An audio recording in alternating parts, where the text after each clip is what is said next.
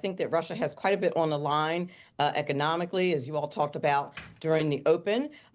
My hope is that President Trump is going to walk away with some kind of deal with Russia that's going to, first of all, end the killing, because thousands of lives have been lost, but with a framework where the rest of the world wins by stopping this carnage, and Moscow loses if they don't stop the killing.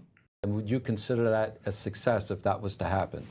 I do, and I would consider that a success. Listen, this is the same way it works in a divorce. You don't meet with the couple together at first. First, the two attorneys kind of meet with the individuals, and then once they've come to some type of tentative agreement, then they bring the parties together to kind of finalize everything. So this method that President Trump is using is not altogether unusual. But as far as Grant's response to the last question, with him not being too optimistic, President Trump has settled a war per month since he's been in office in Trump 2.0. So the evidence suggests that he's going to be able to do this.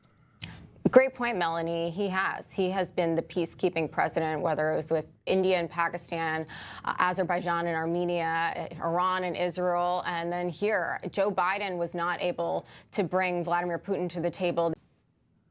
I think it's a likely outcome, and I'll tell you, it's certainly one that I don't absolutely love.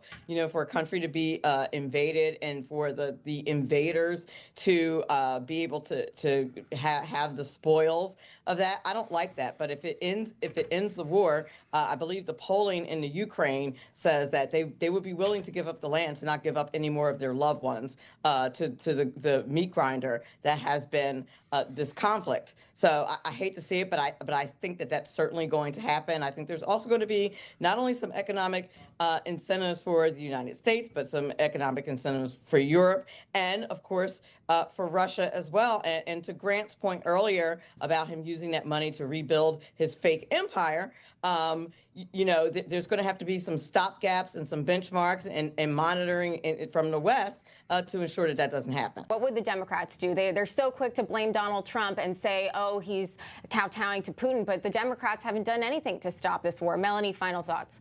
Didn't do a thing at all. I wrote a op-ed for CFACT last month about the rare earth mineral deal in Ukraine, and part of that deal, and I think Russia could benefit from this as well as to the security concerns, is that if there are Western companies that are drilling that are mining in places like Ukraine and Russia, that's a deterrent for Russia to war against its neighbors, because they would it wasn't for them to start warring this against war. the American